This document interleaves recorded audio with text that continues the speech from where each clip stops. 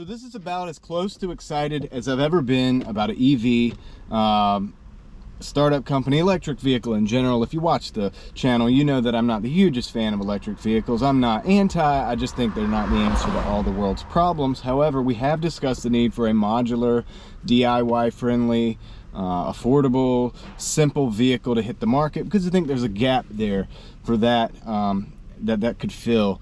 And I think it's a pretty huge gap that it could fill, to be honest with you. I think a lot of people are tired of these over-optioned, overpriced, overweight cars that exist in the market today. And you know, we don't have a whole lot of innovative stuff that's actually made in America as far as cars go. And I mean, sorry, it's just how it is. So Slate EV, that's what I'm talking about. They're making this EV truck. It's a very small two-wheel drive truck, pretty much a mini truck. I mean, a lot of us would like to see the resurgence of a mini truck. I prefer the internal combustion engine option, but they don't have that. It's just going to be an EV company. But as far as the actual vehicle, they're saying it's going to be around $27,500 to start for the price. But it's going to be, you know, completely modular, so that you can add all of the options that you want as time goes on. You could turn it from a truck to an SUV that seats 5 people with a covered back. You could do all these things. It's going to come with composite body panels. It's non-painted, so the idea is that you just wrap it whatever color that you want. Personalization is huge for it. The DIY part is huge for it. They're saying that like all the parts that you want to upgrade as time goes on, you can do it yourself, or you can take it in and they'll do it for you. I think that's a cool concept. So, you know, it's $27,500.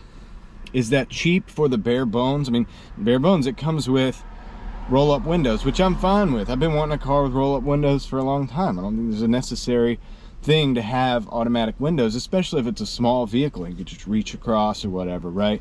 You don't really need that. I mean, we really don't need a lot of things that are in the cars now. Now, that granted, we did talk about the Chinese cars and how they would probably blow all the EVs out of the market that are in the American market because of the price, and they are kind of optioned out. Like, they do have a lot of options on those vehicles for the price. So, but many of us just want a simple vehicle to get back and forth to work.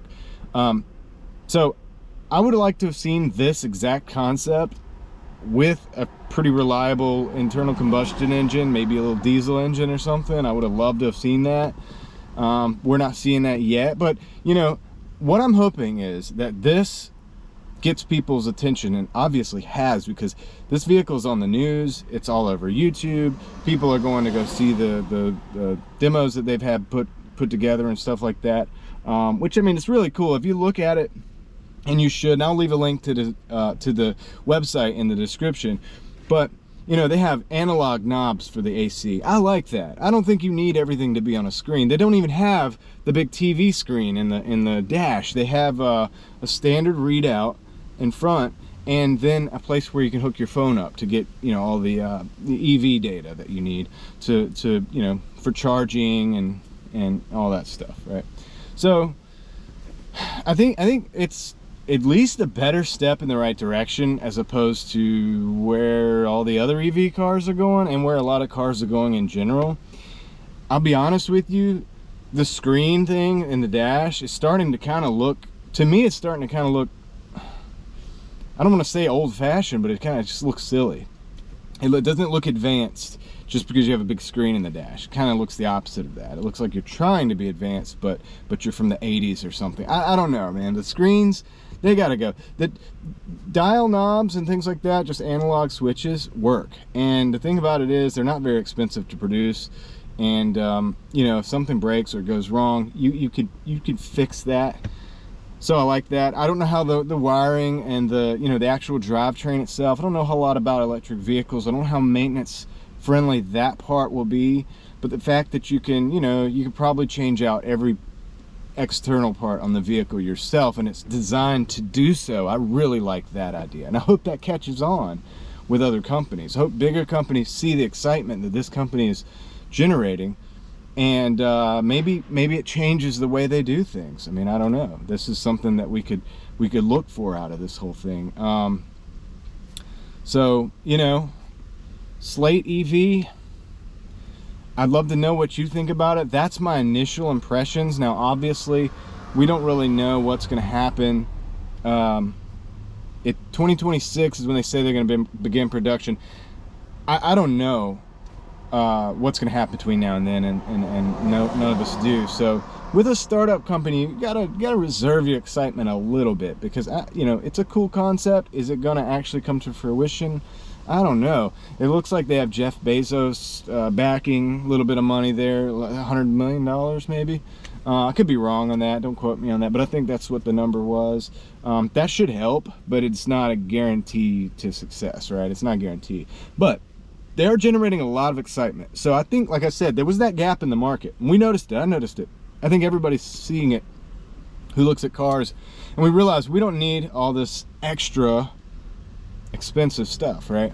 Just need the basics to get back and forth. And then a lot of people like the idea of being able to build on that. And you know, it's like, I buy the car, we upgrade the wheels, you know, upgrade the, you know, a lot of people will get a paint job. Now we're gonna just wrap it. Okay, we're gonna wrap a certain color, whatever. Okay, I think I want to turn into SUV. Let's do it this weekend, right? That's crazy, and that's a cool concept. So I really like that concept. You know, EV companies in America, Tesla, they make a car that's, you know, it's a decent EV, but in my opinion, Tesla is not necessarily a car company. Might be a controversial statement, but I think they're a technology company. I believe they had to build the cars because they're building the self-driving technology. And if they build the best self-driving technology, they know that it'll get purchased and used in all the other manufacturers as soon as that stuff becomes more mainstream. So I think that that's what they're doing, and to do that they had to have cars to teach the self-driving system how to drive.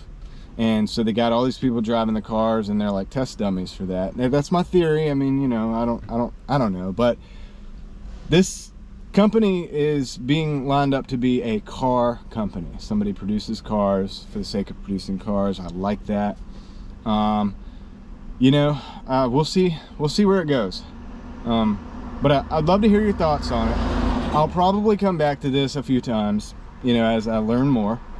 That's just my initial thoughts.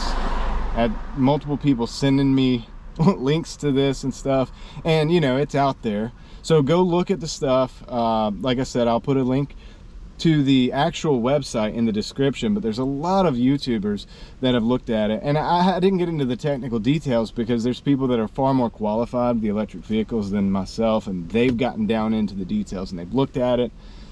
You know, the question is this going to happen? Is the price going to remain $27,500? I'm not 100% convinced of that. Is $27,500 actually a good number when you're talking about roll-up windows, no screens, this, that, and the other? I prefer that simplicity, but can you not do it cheaper than that? I mean, these are questions. So, but maybe this will open up a new way of thinking in the car industry, and I think it might wake up some of these bigger companies to realize, hey, we need to make something more simple and modular, and maybe that these people want to work on their actual car rather than spend $200+ per hour at the dealership to have us do it. All right, that's my thoughts on that for now. We'll probably get into it more later, but that's going to be all for the day. Hope y'all have a good one. I'll catch you on the next one.